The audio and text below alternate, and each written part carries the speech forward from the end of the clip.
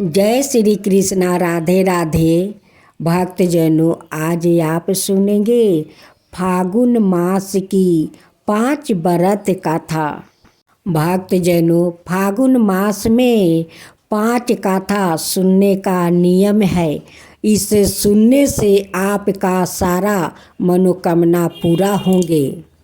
भक्तजनों, अगर आप फागुन मास में विष्णुपति भगवान का व्रत रखते हैं, उनकी कथा सुनते हैं, भोलेनाथ का शिवरात्रि व्रत करते हैं, उन्हें पूजा करते हैं, तो ये 5 कथा को आप जरूर सुने।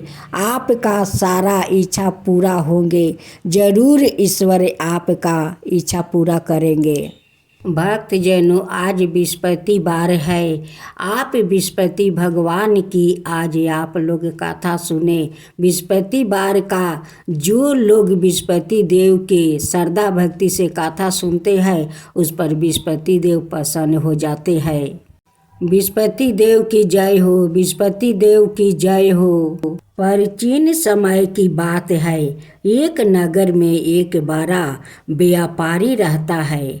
वो जहाज़ों में माल लाद कर दूसरे शहरों में भेजा करता है। वो जिस प्रकार अधिक धन कमाता है, उसी प्रकार जी खोलकर दान भी करता है। परंतु उसकी पत्नी अत्यंत कंजूस है। वो किसी को एक डमरी भी नहीं देने देती है। एक बार सेठ जब दूसरे देश में व्यापार करने गया, तो पीछे से विष्णुपति देव ने साधु भेष में उसकी पत्नी से भिक्षा मांगने आई। व्यापारी की पत्नी विष्णुपति देव से बोली, हे साधु महाराज, मैं इस दान और पुण्य से तंग आ गई हूँ। आप कोई उपाय बताइए जिससे मेरा सारा धन नष्ट हो जाए और मैं आराम से रह सकूँ। मैं यह धन लुटाता हुआ नहीं देख सकती। विष्णुपति देव ने कहा, हे देवी, तुम बड़ी विचित्रा हो। संतान और धन से कोई दुखी होता है। अगर अधिक धन है तो इसे शुभ कामों में लगाया करो। कुंवारी कन्याओं का विवाह करवाओ। विद्यालय और बाग बगीचा का निर्माण करवाओ। ऐसे पुण्य कार्य करने से तुम्हारा लोक परलोक सार्थक हो सकता है। परंतु साधु की इन बातों से व्यापारी की पत्नी को खुशी नहीं हुई। उसने कहा, मुझे ऐसा धन की आवश्यकता नहीं है जिसे मैं दान दूं। तब विष्णुपति देव बोले, यदि तुम्हारी ऐसी इच्छा है तो तुम एक उपाय करना। 7 विष्णुपति वार घर को गोबर से लिपना, अपने केश को पीली मिट्टी से धोना, केशों को धोते समय स्नान करना, व्यापारी से हजामत बनाने को कहना, भोजन में मांस मदिरा खाना, कपड़े अपने घर धोना। ऐसे करने से तुम्हारा सारा धन नष्ट हो जाएगा। इतना कहकर विष्णुपति देव अंतर्ध्यान हो गए। व्यापारी की पत्नी ने विष्णुपति देव के कहे अनुसार 7 विष्णुपति वार वैसे ही करने का निश्चय किया। केवल 3 विष्णुपति वार बीते थे कि उसी समस्त धन संपत्ति नष्ट हो गई और वो परलोक सिधार गई। जब व्यापारी वापस आया तो उसने देखा कि उसका सब कुछ नष्ट हो चुका है। उस व्यापारी ने अपनी पुत्री को संताना दी और दूसरे नगर में जाकर बस गया। वहाँ वो जंगल से लकड़ी काट कर लाता और शहर में बेचता। इस तरह वो अपना जीवन बिताने लगे। एक दिन उसकी पुत्री ने दही खाने की इच्छा प्रकट की, लेकिन व्यापारी के पास दही खरीदने के पैसा नहीं थे। वो अपनी पुत्री को आश्वासन देकर जंगल में लकड़ी काटने चला गया। वहाँ एक वृक्ष के नीचे बैठे अपनी पूर्व दशा पर विचार कर रोने लगा। उस समय बृहस्पतिवार था। तभी वहाँ बृहस्पति देव साधु के रूप में सेठ के पास आए और बोले, हे मनुष्य, तू इस जंगल में किस चिंता में बैठा है? तब व्यापारी बोला, हे महाराज, आप सब कुछ जानते हैं। इतना कहकर व्यापारी अपनी कहानी सुनाकर रो पड़ा। बृहस्पति देव बोले, देखो बेटा, तुम्हारी पत्नी ने बृहस्पति देव का अपमान किया है, इसी कारण तुम्हारा यह हाल हुआ है। लेकिन अब तुम किसी प्रकार की चिंता मत करो। तुम गुरुवार के दिन बृहस्पति देव का पाठ करो। 2 पैसे के चने और गुड़ को लेकर जल के लोटे में शक्कर डालकर वो अमृत और प्रसाद अपने परिवार के सदस्यों और कथा सुनने वालों में बांट दो। सवाए भी प्रसाद और चरण मृत लो, भगवान तुम्हारा अवश्य कल्याण करेंगे। साधु की बात सुनकर व्यापारी बोला, महाराज, मुझे तो इतना भी नहीं बचता है कि मैं अपनी पुत्री को दही लाकर दे सकूं। इस पर साधु जी बोले, तुम लकड़ियाँ शहर में बेचने जाना। तुम्हें लकड़ियों के दाम पहले से चौगुने मिलेंगे, जिससे तुम्हारे सारे कार्य सिद्ध हो जाएगा। उसने लकड़ियाँ काटी और शहर में बेचने के लिए चल पड़ा। उसकी लकड़ियाँ अच्छे दाम में बिक गई, जिसे उसने अपनी पुत्री के लिए दही लिया और गुरुवार की कथा हेतु चना गुड़ लेकर कथा की और प्रसाद बांट कर सवाए भी खाया। उसी दिन से उसकी सभी कठिनाइयाँ दूर होने लगी। परंतु अगले बृहस्पतिवार को वो कथा करना भूल गया। अगले दिन वहाँ के राजा ने एक बड़े यज्ञ का आयोजन करे पूरे नगर के लोगों के लिए भोजन का आयोजन किया है। राजा की आज्ञा अनुसार पूरा नगर राजा के महल में भोजन करने गया, लेकिन व्यापारी वो उसकी पुत्री तनिक विलंब से पहुँचे। अंत उन्हों दोनों को राजा ने महल में ले जाकर भोजन करवाया। जब वो दोनों लौट कर आए तभी रानी ने देखा कि उसकी खूंटी पर टांगा हार गायब है। रानी को व्यापारी और उसकी पुत्री पर संदेह हुआ कि उसका हार उन दोनों ने ही चुराया है। राजा की आज्ञा से उन दोनों को कारावास की कोठरी में कैद कर दिया गया। कैद में पड़कर दोनों अत्यंत दुखी हुए। वहाँ उन्होंने बृहस्पति देवता का स्मरण किया।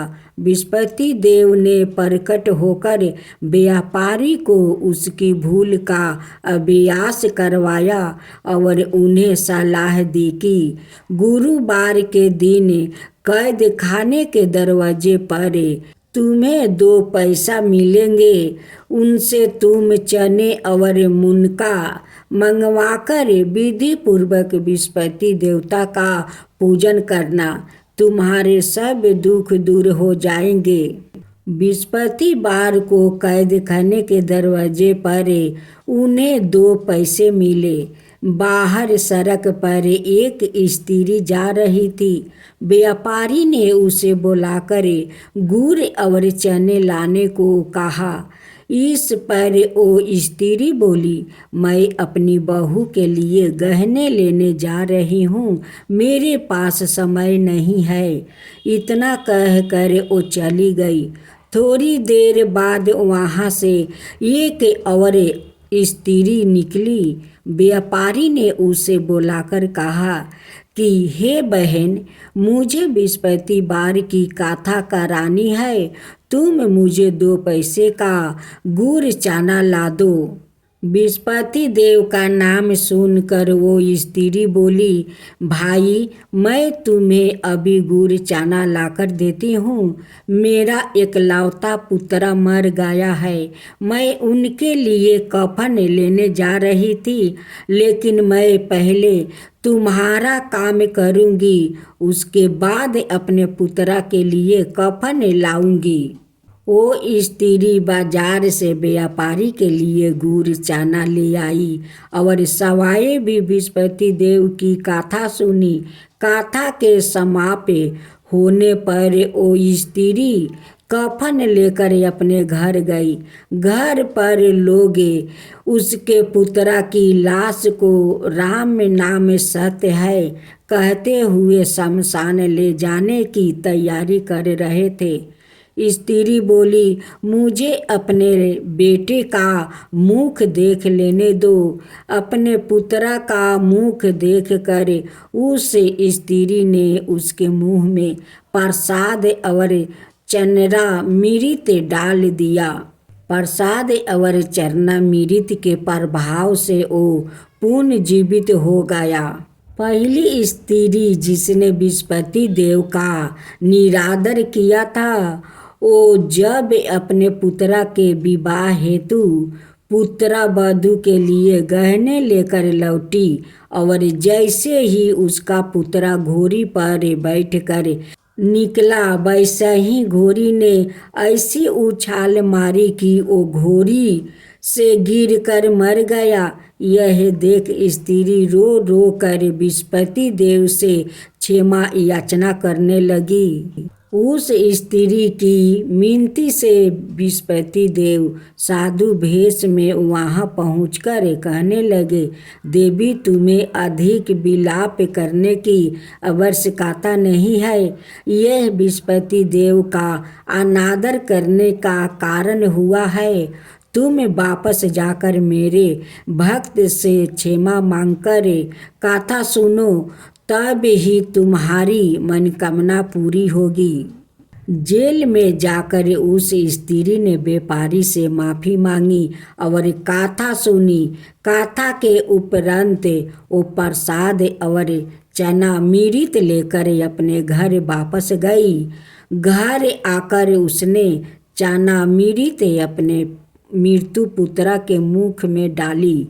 चरणामृत के प्रभाव से उसका पुत्र भी जीवित हो उठा। उसी रात बृहस्पति देव राजा के सपने में आया और बोले, हे राजन, तुम जिस व्यापारी और उसके पुत्री को जेल में कैद कर रखा है, वो बिल्कुल निर्दोष है। तुम्हारी रानी का हार वही खूंटी पर टंगा है। दिन निकला तो राजा रानी ने हार खूंटी पर लटका हुआ देखकर राजा ने उस व्यापारी और उसकी पुत्री को रिहा कर दिया और उन्हें आधे राज्य देकर उसकी पुत्री का विवाह ऊंचे कुल में करवाकर दहेज में हीरे जवाहरात दिया। अब सुने तुलसी माता की कथा। एक परिवार में ननद और भाभी रहती थी। ननद तुलसी की बहुत सेवा करती है, जिससे भाभी नाराज रहती है और गुस्से में उससे कहती है कि तेरी शादी में तुलसी ही बारातियों को खाने में दूंगी और तुलसी ही तुझे दहेज में दूंगी। इस पर ननद मुस्कुरा देती है। निश्चित समय पर ननद का विवाह हुआ और बारात घर पर आई तो भाभी ने बारातियों के सामने तुलसी का एक गमला फोड़ दिया और ननद के गले में मंजीरी की माला डाल दी। लेकिन यह क्या चमत्कार हो गया, जब तक कोई कुछ समझ पाता, गमले के टुकड़े स्वादिष्ट भोजन बन गया और मंजीरी की माला सोने की माला में बदल गई। ससुराल वाले ने इस अवगात पर प्रसन्नता व्यक्त की। भाभी को तुलसी का महत्म्य समझ में आ गया। इधर भाभी ने अपनी बेटी से कहा कि तू भी अपनी फुआ की तरह तुलसी की पूजा किया कर, लेकिन बेटी का मन नहीं लगता। लड़की की शादी के समय भी उसने खाने के लिए गमला फोड़ दिया, किंतु इस बार वो आश्चर्य नहीं हुआ और मीठी मीठी ही बनी रही। बाराती भूखे पेट ही उनकी आलोचना करते हुए लौट गया। काफ़ी समय के बाद भाई को अपनी बहन की याद आई तो अपनी पत्नी से कहा कि कुछ सामान दे दो, बहन से खाली हाथ मिलने नहीं जाना चाहिए। उसने एक झोली में थोड़ा सा जबरा भर कर दे दिया, कहा कि घर में यही है, लो जाओ। बहन के घर पहुंचने के पहले उसे एक गौशाला देखी तो गौ के सामने उसने जुआर का झोला उलीट दिया, जिस पर गौशालक ने कहा कि गाय सोना मोती नहीं खाती है, इसे क्यों डाल रहे हो? जुआर के दानों के सोना मोती बनने पर उसने उसे बिटोरते हुए पूरी बात सच सच बता दिया। भाई को देखकर बहन बहुत ही प्रसन्न हुई। वापसी में यह बात उसने अपनी पत्नी को बताई तो वो भी तुलसी की पूजा करने लगी। श्रवण करे विष्णु भगवान और भोलेनाथ की व्रत कथा का। एक बार भगवान नारायण वैकुंठ लोक में सोए हुए थे। उन्होंने सपने में देखा कि करोड़ों चंद्रमाओं की कांति वाले त्रिशूल डमरूधारी सवरण भरण भूषित सुरेंद्र बनीत सीधी सेविती त्रिलोचन भगवान शिव प्रेम और आनंद तरीके से उन्मत्त होकर उनके सामने नृत्य कर रहे हैं। उन्हें देखकर भगवान विष्णु हर्ष से गदगद हो उठे और अचानक उठकर बैठ गया। कुछ देर तक ध्यान स्थल बैठे रहे। उन्हें इस प्रकार बैठे देखकर श्री लक्ष्मी जी पूछने लगी, भगवान आपके इस प्रकार अचानक निद्रा से उठकर बैठने का क्या कारण है? भगवान ने कुछ देर तक उनके इस सपने का कोई उत्तर नहीं दिया और आनंद में निमग्न हुए चुपचाप बैठे रहे। कुछ देर बाद हर्षित होते हुए बोले, देवी मैंने अभी सपने में भगवान श्री परमेश्वर का दर्शन किया है। इनकी छवि ऐसी अपूर्ण आनंदमय एवं मनोहर थी कि देखते ही बनती थी। मालूम होता है शंकर ने मुझे स्मरण किया है। आओ भागे चलो, कैलाश में चलकर हम लोग महादेव के दर्शन करें। ऐसा विचार कर दोनों कैलाश की ओर चल दिया। भगवान शिव के दर्शन के लिए कैलाश मार्ग पर आधी दूर गए होंगे कि देखते हैं भगवान शंकर सवाए गिरिजा के साथ उनकी ओर चले आ रहे हैं। अब भगवान के आनंद का तो ठिकाना ही नहीं रहा। मानो घर बैठे निधि मिल गई। पास आते ही दोनों परस्पर बड़े प्रेम से मिले। ऐसा लगा मानो प्रेम और आनंद का समुंदर उमड़ पड़ा है। एक दूसरे को देखकर दोनों के नेत्रों से आनंद आंसू बहने लगा और शरीर पुलकायमान हो गया। दोनों ही एक दूसरे से लिपटे हुए कुछ देर मुखवत खड़े रहे। अर्श रोचर होने पर मालूम हुआ कि शंकर जी को भी रात्रि में इसी प्रकार का सपना हुआ किया, मानो विष्णु भगवान को वो उसी रूप में देख रहे थे जिस रूप में अब उनके सामने खड़े थे। दोनों के सपने के वृत्तांत से आगाहत होने के बाद दोनों एक दूसरे को अपने निवास ले जाने का आग्रह करने लगे। नारायण ने कहा कि वैकुंठ चलो और भोलेनाथ कहने लगे कि कैलाश की ओर प्रस्थान किया जाए।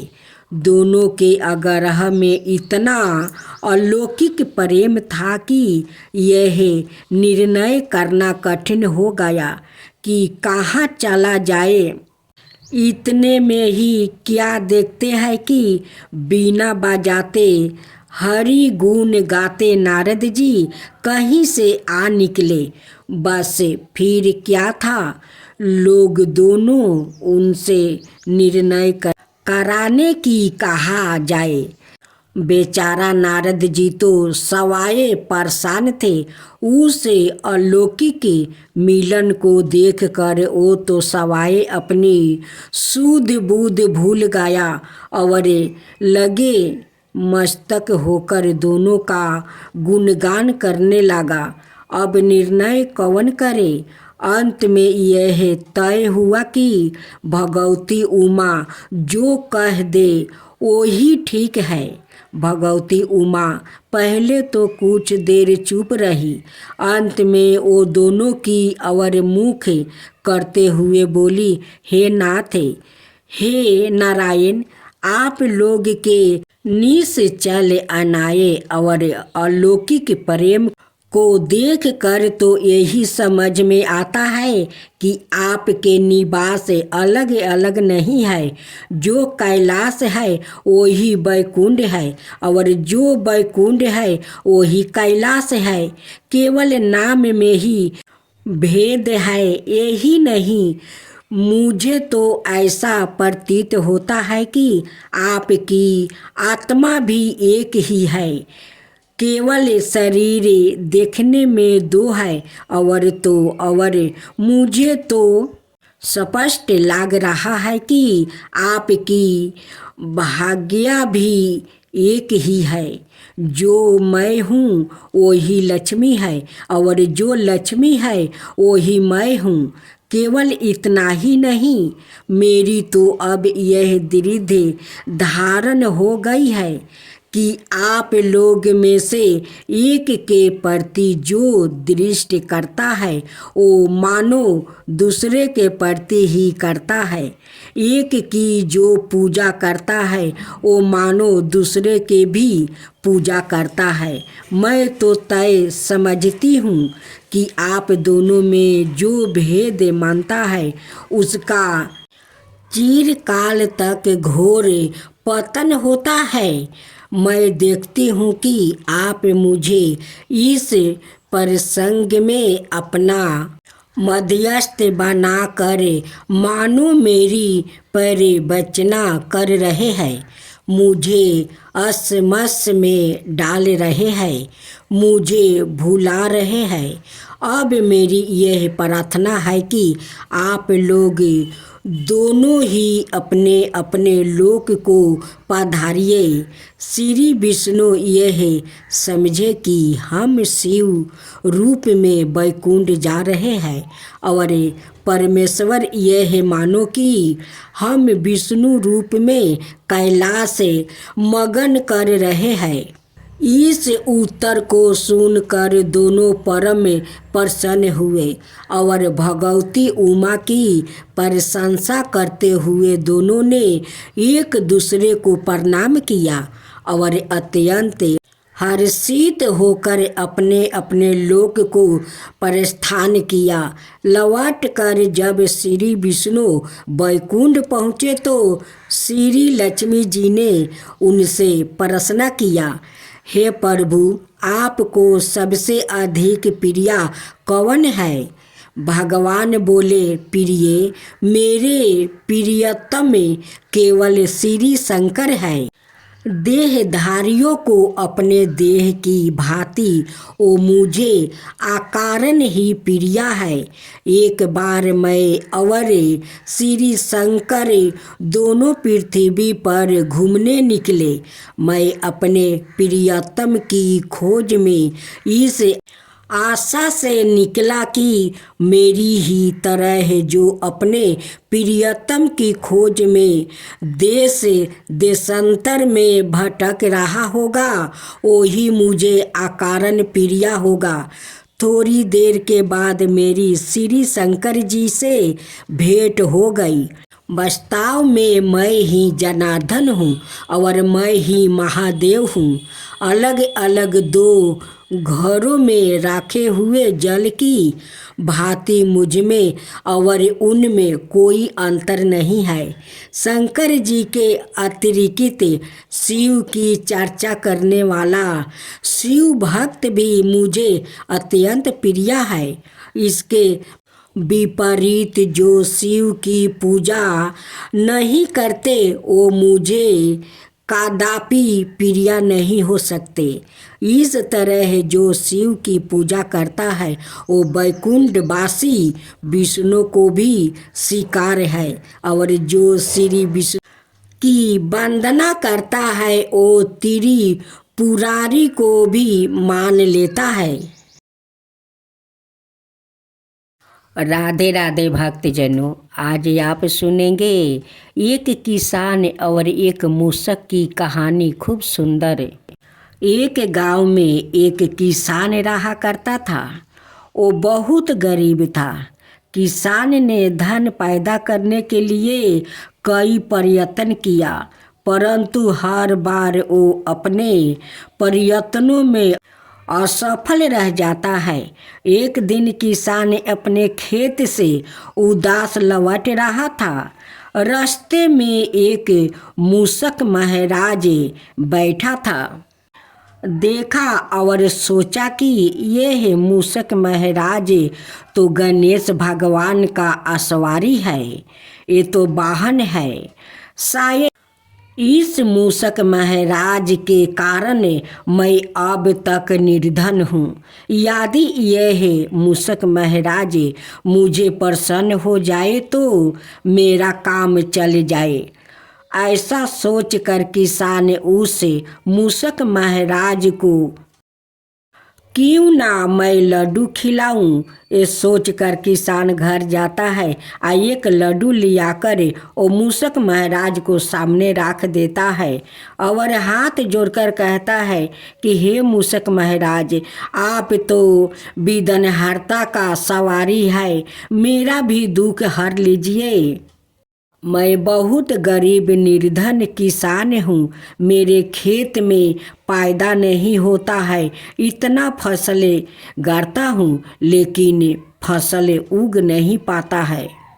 मैं आपसे प्रार्थना करता हूँ कि मेरा दलिद्रता दूर कीजिए हे मूषक महाराज। मूषक महाराज तो वहाँ से टस से मस नहीं हुआ, वो बैठा रहा। किसान वो घर चला जाता है। जब सुबह किसान वो आकर देखता है तो उस कटोरे में एक सोना का मोहर है। किसान बड़ा प्रसन्न हुआ। किसान ने अपने चारों ओर देखा परंतु मूषक महाराज नजर नहीं आया। किसान को विश्वास हो गया कि यह हो ना हो कोई मूषक महाराज गणेश भगवान तो नहीं है।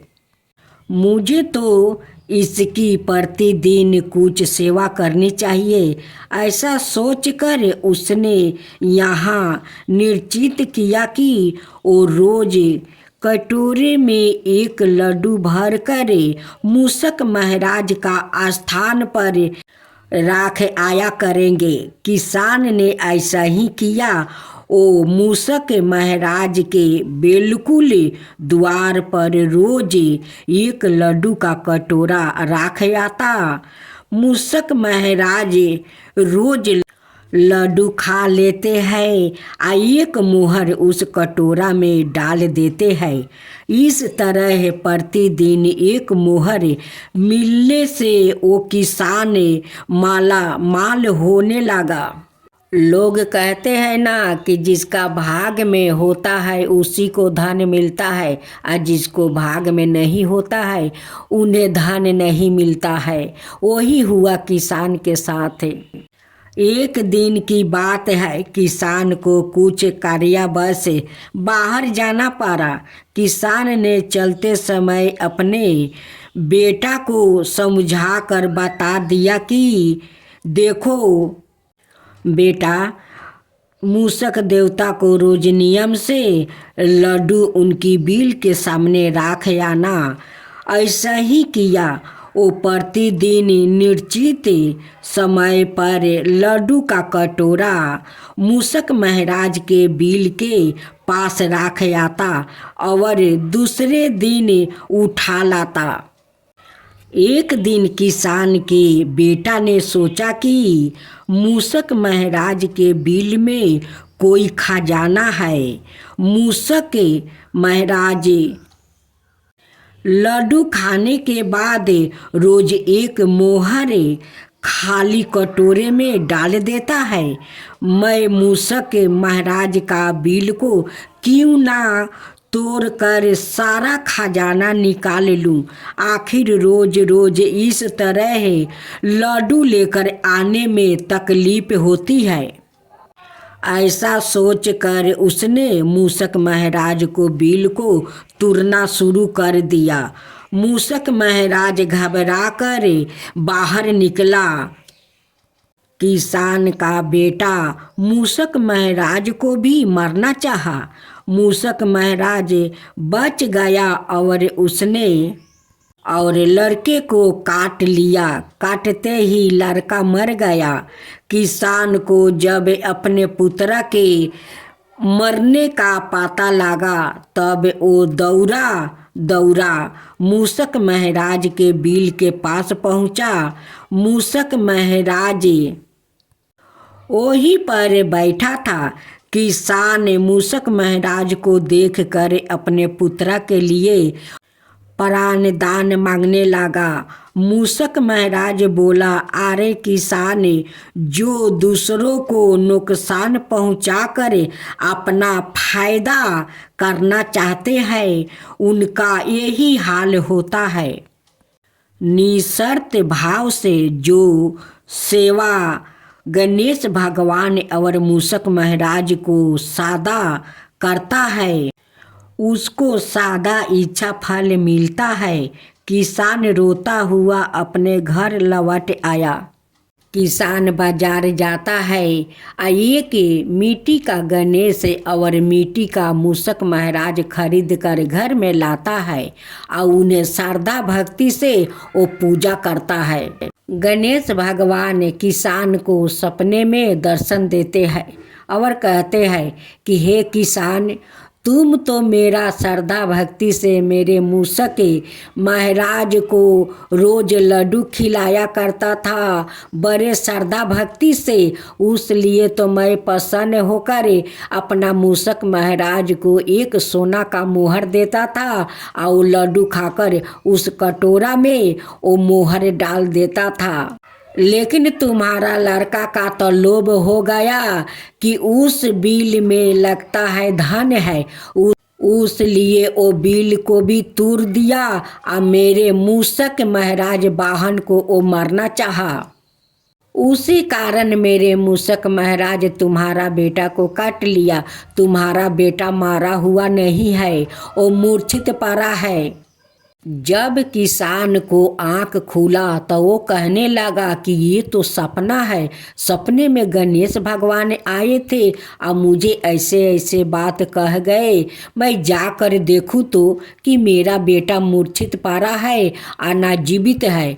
जब किसान जाकर देखता है कि उनकी बेटा उसी बिल के पास बैठा हुआ है, किसान देखकर बहुत प्रसन्न हो गया और बार बार गणेश भगवान और मूषक महाराज को वो धन्यवाद देने लगा और कहने लगा कि हे गणेश भगवान, मैं रोज आपका घर में पूजा करूँगा, रोज मूषक महाराज को लड्डू को भोग लगाऊंगा, आपका मोदक और लड्डू का भोग लगाऊंगा और श्रद्धा भक्ति से आपका पूजा करूंगा, हे गणेश भगवान।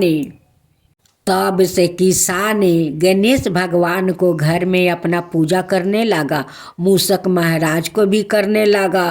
अब तो किसान का खेत में बहुत सारा अन्न आबादी होने लगा, घर में धान भरने लगा।